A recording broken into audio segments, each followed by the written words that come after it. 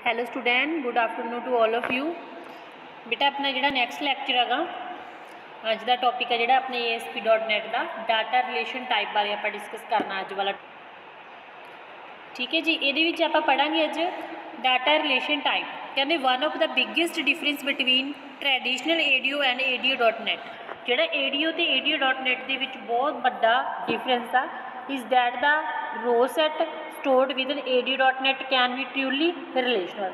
जोड़ा row set आ store किया है ADO.NET के नाल तो वह ट्रूली रिलेशनल होंदा वो। ठीक है, फॉर एग्जाम्पल जिमें data set can store on one data table containing the teachers data and another data table containing the salaries record of the teachers। बेटा एक टेबल दे विच तां टीचर्स का डाटा मतलब कंटेन है, दूजे टेबल दे विच उन्हां दी सैलरी का रिकॉर्ड है। ठीक है, even if the table contain है की इन कॉमन भी दोनों चीज़ां कॉमन है। In this example perhaps teacher ID भी दोनों दे विच जिहड़ी टीचर ID की हैगी कॉमन है। The data set itself does not keep track of the record in the one table that relate to the those in another। तो मतलब data जो set वो अपने आप जो ट्रैक है रिकॉर्ड का नहीं लै सकता भी दूजे टेबल का भी रिलेट नहीं कर सकता उन्होंने। तो but we can create a relationship, तो ये अपन एक रिलेशनशिप क्रिएट करनी पैंती है between these table by using the data relation object that reference the parent and child table जोड़ा रैफर करता parent and child table and then use the object to work with the related table. तां करके आपां इहदे विच अपना object बनता भी आपां काम करना काहदे नाल रिलेटेड टेबल्स दे नाल। The data relation object can perform two function, दो तरह के फंक्शन परफॉर्म करता। पहला फंक्शन है it can make the available the record related to record we are working with. कहते एक तो ये रिकॉर्ड जोड़े उपलब्ध करवाए होंगे ने वो दूजे दे नाल किवें रिलेटेड ने वो काम किवें करते हैं। It provide a child record if we are working with parent record, जेकर अपने को चाइल्ड रिकॉर्ड प्रोवाइड करवाया वो अपना वर्किंग किद्दां करदा पेरेंट रिकॉर्ड दे नाल। Parent record if we are working with the child record, जे पेरेंट रिकॉर्ड दिता तो आप वर्किंग चाइल्ड दे नाल किवें काम करांगे। It can enforce concentrate for the referential integrity, तो उन्होंने मतलब एक दूजे नाल रिलेशन होना जरूरी है। तो सच है deleting related child record when we delete a parent record, तो ही अपना डिलीट होगा चाइल्ड रिकॉर्ड जेकर अपना पेरेंट रिकॉर्ड डिलीट होगा। तो ADO.NET once we retrieve to row set of data, जो आप दो रो सैट है जो डाटे के आप रीड किए रिट्रीव किए। ठीक है जी, and relate them to each other, एक दूजे के नाल रिलेट किए। तो other we can then retrieve all children row for a given parent, जिस तरह का भी पेरेंट गिवन है वो सारे रोज़ को आप रीड कर सकते हैं, डिस्पले कर सकते हैं माई वन डाटा अपने एनी किसी भी डाटा टेबल के which in a grid at a time. कहते और modify the several tiers of data table object and send the कहते changes to the database all one batch update भी इको आप चेंजिस आ जड़ियाँ कर सकते हैं। तो डाटा रिलेशन ऑब्जैक्ट के आपू क्रिएट करना तो इनफोर्स करना पऊगा फॉलोइंग कॉन्स्टिट्यूशन, दो मतलब कि लिमिटेशनस नूं परफॉर्म करना पऊगा ये। ठीक है जी, ध्यान रखना पऊ। यूनीक कॉन्सनट्रेशन दे विच की हुंदा बेटा, कहते which guarantee that a column in the table contain no duplicate, ये कॉलम गारंटी लैंदा भी ये कोई भी कॉलम आ जिहड़ा डुप्लीकेट नहीं हैगा। ठीक है जी, फॉरन की कॉन्सनट्रेशन दे विच की हुंदा गा which can be used to maintain the referential integrity between a parent, मतलब कि दोनों के विचकार मतलब वो एड्रैस की इंटीग्रिटी को मेनटेन करके जिहड़ा वो रखती है। Constraints that we specify the data relation object are implemented by automatically creating the appropriate object और सैटिंग द प्रॉपर्टी। जी कॉन्सनट्रेट्स होंगी है वो की करती है बेटा, जो डाटा रिलेशन में स्पेसिफाई करवाती है भी वो ऑटोमैटिकली अपने आप ही वो ऑब्जैक्ट को क्रिएट करूगी जो प्रॉपर्टीज़ को सैट करूगी। तब FOV create a foreign key constraint using the कहते data relation object instance of the foreign key constraint class are added to the data relation is child key constraint property. तो वो अपने को child की अपनी property है जी set आपां करनी पऊगी। तो जी अपने को फॉरन की आप यूज़ करांगे चाइल्ड की दे लई, तो यूनीक जी concentration is implemented either by simply setting the unique property of data column to the कहते ट्रू और by adding the instance of the unique concentrate class to data relation object दो parent की जी unique हैगी वो parent के लिए use होगी, तो चाइल्ड के लिए कि यूज़ होगी फॉरन, क्योंकि उन्होंने पेरेंट की होगा एक होगा।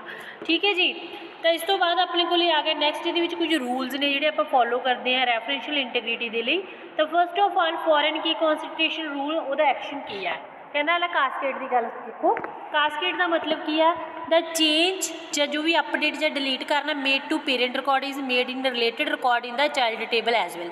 जे पेरेंट के विच आपां चेंजिस करांगे तो वह अपनी चाइल्ड टेबल के विच भी ऑलरेडी वो चेंजिस है जिहड़ियां होणगियां, तो इहनूं की बोल दिंदे आपां कास्केड बोल दिंदे आ। सैट नल दे विच की है child record are not deleted, child record है जिहड़ा डिलीट नहीं हुंदा but the foreign key in the child key record is कहंदे टू बी नल। मतलब कि आप की कर सकते हैं बेटे जो फॉरन की लगी होगी चाइल्ड की दे आप नल खाली कर सकते हैं पर उन्होंने डिलीट नहीं कर सकते। तो within this setting child record can be left as the orphan, तो आप ऑर्फन के तौर पर अनाथ के तौर पर यूज़ करते हैं। That is they have no relationship to the parent के नाल उहदा कोई भी रिकॉर्ड है जिहड़ा मतलब कि उहदी रिलेशनशिप नहीं हैगी। But use of this rule can result in invalid data in the child table. जे आप ये रूल की वरतों करांगे तो अपना रिजल्ट की होगा इनवैलिड डाटा की फॉर्म के विच देगा। सैट डिफॉल्ट कहते foreign key in the related child record is set to its default value, यदि डिफॉल्ट वैल्यू सैट कर दी है तो डिफॉल्ट वैल्यू जी प्रॉपर्टी अपन ये इस्टैबलिश करनी होगी। None no changes made to related जो चाइल्ड रिकॉर्ड है वो आप कोई भी चेंजिस है जी नहीं बना सकते। With the setting child record can end up containing reference to the invalid parent record, जो इनवैलिड पेरेंट रिकॉर्ड होंगे उन्होंने लिए कोई भी आप सैटिंग है चाइल्ड रिकॉर्ड के चेंजिस है जी नहीं कर सकते। डिफॉल्ट वैल्यू की होंगी अपने को कास्केड ही होंगी है। इस तो बाद कुछ अपने को फॉलोइंग ये पॉइंट्स ने आप डिस्कस करने रिलेशनल डाटा टाइप के नाल रिलेटेड भी आप रिलेशनशिप किमें क्रिएट करते हैं। पहले पॉइंट के देखो relationship are created between matching column in the parent and child table, जो पेरेंट की चाइल्ड टेबल है उन्होंने बिटवीन ही आप रिलेशनशिप क्रिएट कर सकते हैं। That is the data type value for both column must भी आइडेंटिकल, तो उन्होंने डाटा टाइप अपनी दोनों की सेम होनी चाहिए है। The argument required to create a data relation are name for the data relation being created, तो उन्होंने अपने को आर्गूमेंट्स के लिए नाम भी है जो आप क्रिएट कर रहे हैं डाटा रिलेशन का अपन नाम पता होना चाहिए। And it array of one or more data column reference to the column that are serve as parent and child column in the relationship के आपको उन्होंने रैफरेंस दोनों की पता एड्रैस पता होने चाहिए ने। After we have created a data relation we can use it navigate between the table के विचकार आप नैवीगेट यूज़ कर सकते हैं भी आप पिछला जा मूल रिकॉर्ड है जोड़ा मतलब यूज़ आउट करना। To retrieve the value relationship can be created as followers, जो आप क्रिएट करना डाटा सैट विद दो टेबल के नाल आप डाटा सैट क्रिएट करते हैं पेरेंट एंड चाइल्ड के नाल। तो डाटा सैट जो आप DS शॉर्ट फॉर्म के लिखा is equal to new data set my data set, तो DS dot table is equal to dot add parent table DS dot table dot add child table. तो इस तो बाद आप data column referring parent and child column वो columns अगे read करने, तो सिर्फ आप टेबल ही किए डाटा कॉलम पेरेंट कॉलम हो गया, डाटा कॉलम चाइल्ड कॉलम हो गया। पेरेंट कॉलम के जो data table data set is equal to dot tables parent table हो गया, डॉट कॉलम वो की कॉलम हो गए, इस तरह चाइल्ड के भी हो गए। इस तो बाद क्रिएट द रिलेशन नेम्ड इन्हों के विचकार जो क्रिएट करना डाटा रिलेशन जोड़ा अपने को is equal to new data relation आ गया, रिलेशन पेरेंट चाइल्ड पेरेंट का कॉलम का तो हो गया चाइल्ड कॉलम का हो गया। फिर ऐड करांगे the relation to the data set add करने के लिए data set dot relation add the relation, दोनों का रिलेशन आप की करता इतने ऐड करता। इस तो बाद retrieving the data from retrieve किमें करते एक्सैस किमें करते हैं कहते we can use the data relation object to get the related record, जोड़े वो रिलेटेड रिकॉर्ड होंगे उन्होंने एक्सैस करने के लिए ही यूज़ करते हैं। To do so we use the कहते गैट चाइल्ड रोज़, तो आप गैट चाइल्ड रोज़ मैथड की वरतों करांगे ठीक of data row in the parent table के passing the data relation object to that define the parent child relationship, जोड़ा define करूगा उन्होंने दोनों की रिलेशनशिप में। तो method return an array of related child record this कहते can be do as follows, तो ये लूप लगानी है बेटा डाटा रो पेरेंट टैब जो टेबल है in the DS dot tables parent table dot रो, तो ये एक्सैस करने के लिए आप response dot write the parent value, फिर आप पहले पेरेंट पहली वैल्यू होगी पेरेंट कॉलम हो गया टू स्ट्रिंग के response dot write the break पा के पेरेंट वैल्यू 2 मतलब दूसरी होगी। इस तरह for each data row in the जे आप चाइल्ड टेबल के गल करिए तो उत्थे आप चाइल्ड वैल्यू सैट कर देंगे, तो आप चाइल्ड वैल्यू रिट्रीव है जोड़ा कर सकते। ठीक है जी, तो सिमिलरली कहते आप we can get the parent row of the given child record by calling the get parent row, तो आप ये जे आप चाइल्ड रिकॉर्ड की पेरेंट रो की गल करते हैं तो आप अपने को चाइल्ड रिकॉर्ड में आप कॉल करांगे गेट पेरेंट रो मैथड की वरतों करांगे। वो बस जस्ट पहला एक्सैस करना जो वैल्यूज़ आप रिस्पॉन्स डॉट राइट के आप पहला चाइल्ड वैल्यू मतलब कि आप एक्सैस करांगे वैल्यूज़, फिर आप कि लवांगे पेरेंट दियाँ लवांगे। इस तो बाद अपने को डिस्क्रिप्शन के एक प्रोग्राम दिता होया राजे, उन्होंने आप डिफाइन करके देखते हैं। पहला आप एक वैबसाइट क्रिएट करांगे, ठीक है, वो आप नाम देवांगे जो वैब फॉर्म का वो data relation demo dot ASPX देवांगे। डिस्पले कराना रिलेशन टेबल दोनों का, ठीक है जी। ग्रिड व्यू शो करना जिमें कॉलम्स दिते हुए ने, आ वाला आप एक बटन क्रिएट करना। तो सब तो पहला ये देखो टाइटल देता demonstrating the data relation title, button ID तो पता ही है डिस्पले करवाने ऑन क्लिक आप सैटिंग करते हैं ग्रिड व्यू के आप शो करना। इस तो बाद अपने को मेन आ गया भी जो अपने जिथे आप कोड फाइल के डाटा ऐड करना। सब तो पहला राजे तुम क्रिएटिंग अ टेबल, जो आप टेबल क्रिएट करते हो तो पता ही है data table teacher is equal to new data table हो गया टीचर्स का हो गया, वो कॉलम के ID टीचर की, फिर वो टीचर का नेम हो गया, फिर वो डेजिग्नेशन हो गया, फिर ऐड करांगे वो column teacher dot column add किया। पहला आप ID का कॉलम ऐड किया, फिर वो नेम का किया, फिर वो डेजिग्नेशन का किया, फिर आप उन्होंने सारे वैल्यू असाइन करवाती, ठीक है।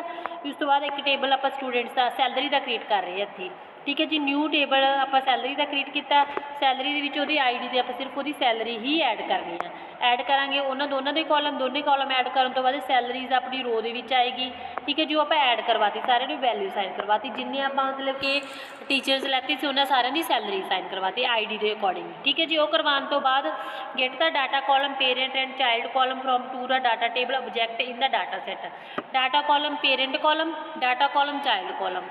पेरेंट कॉलम के टीचर डाटा सैट हो गया, डॉट टेबल्स हो गया टीचर्स नाल रिलेटेड। चाइल्ड कॉलम के आप teachers data set table salary का टेबल हो जू, क्योंकि वो चाइल्ड होगी सैलरी है ना।